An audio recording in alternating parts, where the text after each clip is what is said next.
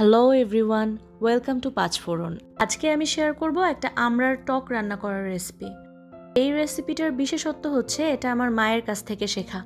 আর মজার ব্যাপার হচ্ছে আজকের রান্নাটা আমি করব আমাদের বাড়ির গাছের আমড়া দিয়ে।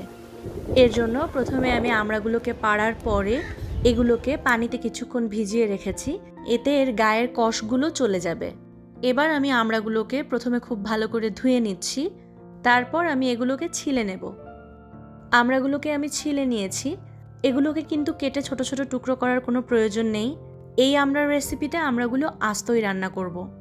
এখন আমি আমড়াগুলোর গায়ে একটা ছুরি দিয়ে এরকম ছোট ছোট করে কেচে নিচ্ছি, এতে আমড়ার ভেতরে মশলাগুলো ঢুকতে সুবিধা হবে। এবার চুলায় একটা পাত্রে পানি গরম করে পানিটা ফুটে গেলে আমি তার ভেতরে আমড়াগুলোকে দিয়ে দিচ্ছি। এই আমড়াগুলোকে আমি প্রায় 10 মিনিটের জন্য সেদ্ধ করে নেব, তাহলে আমড়াগুলো রান্নার সময় ভালো করে নরম হবে এবং টকটা খেতে ভালো লাগবে। প্রায় 10 মিনিট আমড়াগুলোকে সেদ্ধ করার পরে এখন আমি আমড়াগুলোকে তুলে নিচ্ছি। এই পানিটা চাইলে আপনারা রেখে দিতে পারেন, পরে টকে ঝোলের পানি দেওয়ার সময় ব্যবহার করা যেতে পারে। এবার আমি সেদ্ধ করে রাখা আমড়াগুলোর ভেতরে হাফ চা চামচ পরিমাণ লবণ এবং 1 চিমটি পরিমাণ হলুদ দিয়ে মেখে নিচ্ছি। এই আমড়াগুলোকে আমি এখন একটু ভেজে নেব।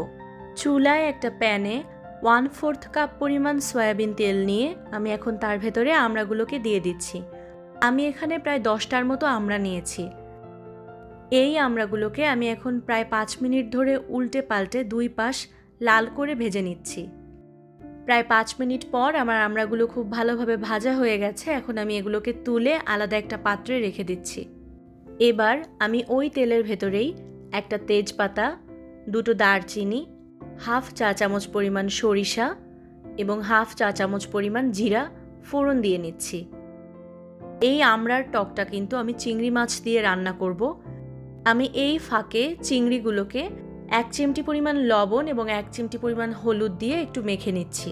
গরম মশলাগুলো তেলের ভেতরে একটু ভালো করে ভাজা হয়ে গেলে আমি এর ভেতরে চিংড়ি মাছগুলো দিয়ে দিচ্ছি। এই চিংড়ি মাছগুলোকে আমি এখন প্রায় 2 মিনিট ধরে একটু ভেজে নিচ্ছি। চিংড়িগুলো লাল করে ভাজা হয়ে গেলে আমি এর ভেতরে দিয়ে দিচ্ছি পেঁয়াজ কুচি হাফ কাপ, রসুন কুচি 1 টেবিল চামচ, আদা বাটা 1 টেবিল চামচ। এখন আমি এই মশলাগুলোকে তেলের সঙ্গে খুব ভালো করে উল্টে পাল্টে ভেজে নিচ্ছি। মশলাগুলো একটু লাল করে ভাজা হলে আমি এর ভেতরে দিয়ে দিচ্ছি প্রায় 5-6টি কাঁচামরিচ।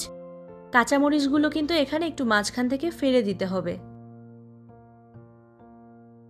এই মশলাগুলোকে একসাথে আরও প্রায় 1 মিনিট ধরে ভেজে এরপর আমি এর ভেতরে দিয়ে দিচ্ছি লবণ 1 চা চামচ, হলুদের গুঁড়া হাফ চা চামচ,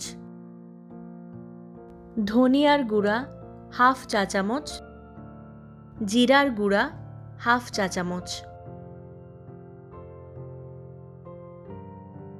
এই মশলাগুলোকে একটু নেড়েচেড়ে মিশিয়ে নিয়ে এরপর আমি এর ভেতরে আমড়াগুলোকে দিয়ে দিচ্ছি। আমড়াগুলো আমি এখন মশলার সঙ্গে নেড়ে চেড়ে প্রায় 4-5 মিনিট সময় যাবত কষিয়ে নেব। এই কষানোটা কিন্তু খুব গুরুত্বপূর্ণ। আমড়াটা যত বেশি কষানো হবে খেতে তত বেশি ভালো লাগবে, তবে খেয়াল রাখতে হবে মশলাগুলো যেন পুড়ে না যায়। প্রায় 5-6 মিনিট ধরে কষানোর পরে আমি এখন এর ভেতরে দিয়ে দিচ্ছি 1 কাপ পরিমাণ পানি। এখানে চাইলে আপনারা প্রথমে আমড়া সেদ্ধ করে রাখা পানিটাও ব্যবহার করতে পারেন। আমি এটাকে ঢেকে প্রায় 2-3 মিনিটের মতো রান্না করব। প্রায় 3 মিনিট পর আমি এখন এর ঢাকনাটা সরিয়ে দিচ্ছি এবং আমি এর ভেতরে দিয়ে দিচ্ছি আরও 4-5টা আস্ত কাঁচামরিচ। এই মরিচগুলোকে ফাড়ার কোনো প্রয়োজন নেই, এটা শুধুমাত্র টকের ভেতরে সুন্দর একটা ফ্লেভার নিয়ে আসবে। এবার আমি ঢাকনা খোলা অবস্থাতেই নেড়ে চেড়ে এই পানিটা শুকিয়ে নিচ্ছি। এই টকটাতে কিন্তু ঝোল রাখার কোনো প্রয়োজন নেই, ঝোলের পানিটা সম্পূর্ণ শুকিয়ে ফেলতে হবে। পানিটা একেবারে শুকিয়ে গিয়ে তেল ফুটে উঠলে আমি এর ভেতরে দিয়ে দিচ্ছি 2 চা চামচ পরিমাণ চিনি। এই চিনিটা কিন্তু পানি শুকানোর পরেই দিতে হবে, কারণ তেলের ভেতরে চিনিটা দিলে চিনিটা ক্যারামেলাইজড হয়ে একটা সুন্দর ফ্লেভার চলে আসবে। চিনি দেওয়ার পরে এটাকে প্রায় আর 1 মিনিট যাবত নেড়ে চেড়ে আমি চুলাটা বন্ধ করে দিচ্ছি। এই আমড়ার টকটা আপনারা ভাত দিয়েও খেতে পারেন, শুধুও খেতে পারেন।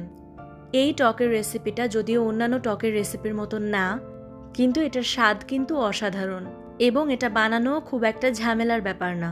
ভিডিওটা দেখার জন্য ধন্যবাদ। রেসিপিটা ভালো লাগলে লাইক এবং শেয়ার করবেন।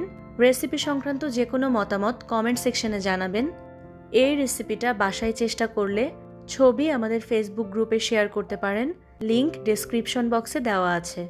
মহামারীর এই সময়ে বাইরে না গিয়ে ঘরে থাকুন আর বেশি বেশি রান্নাবান্না করুন। Happy cooking!